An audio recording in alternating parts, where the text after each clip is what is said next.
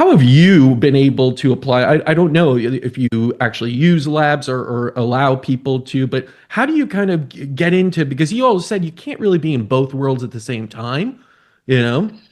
But Well, I actually feel I am in both worlds at the same time, and I like to thank my dental career, my dental education. I mean, because 50 years ago in dental education, I basically spent half my education with the medical students because right, when I was studying, we took all the only, it was only in our third year of dental school that we actually branched into sort of separate studies where, because everything else, we learned everything else that a medical doctor was learning about the body. So I feel I have an incredibly good grasp of how a medical doctor approaches health. And then, when you branch into dentistry, and then when I had my own journey with my wife's story and said, this isn't working. And do I do labs? I definitely do routine labs because, as you just said, people like to see something on paper. So yeah, what is my cholesterol level? What is my blood sugar? What is my 3 month? What's my A1C? And how's my kidney working? And et cetera, et cetera.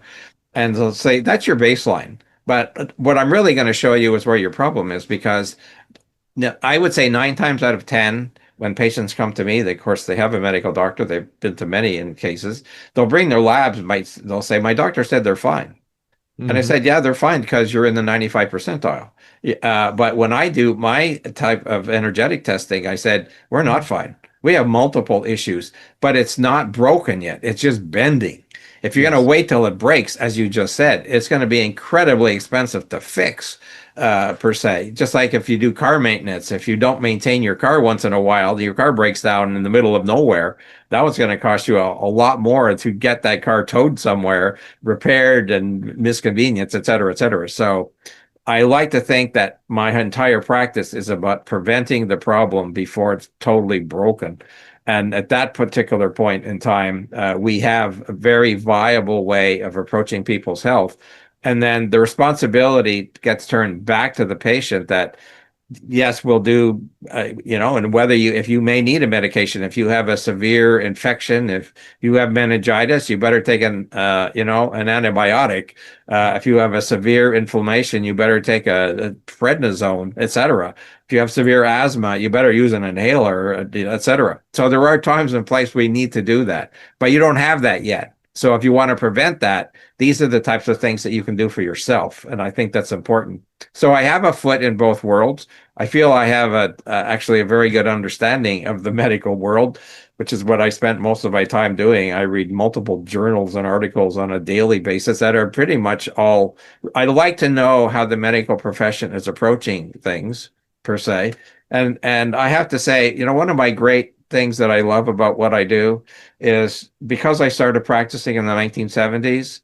If you had a condition that we didn't know, you had two things. You either had hypoglycemia or you had adrenal failure. And then come 1982, Kirk writes his book, The Yeast Connection. And now if you'd ever taken an antibiotic or a woman was on a birth control pill, oh, you have a yeast problem. You have candida. That is your problem for what's going on. So that went on for a decade. We get to the 90s and now it's like, oh, I have all this chronic pain. Oh, you have chronic fatigue, or you have fibromyalgia. hmm, And it was only recognized in the early 90s that it was even a condition, even though people had had that for some period of time. Then we go into 2000, and now it's Lyme disease. yeah, Suddenly Lyme disease was everybody. Suddenly everybody had celiac problems. Everybody had gluten intolerance, per se. And we move farther, and then you have mast cell problems. Everybody's got a mast cell problem, and right. now everybody's got a mold problem, and now everybody has microplastics in their brain, and they're all the same problem. It's a biological imbalance in your biochemistry and your physiology, and there's no difference. All we've done is change the name, Yeah. but the same problem exists in how your mitochondria are not getting enough energy, how they're not getting enough oxygen, how you're not getting the proper nutrients, etc. So I could treating somebody in the 1970s, treating somebody in 2025, from my perspective, is exactly the same. Right. And I this just is have a different name on it.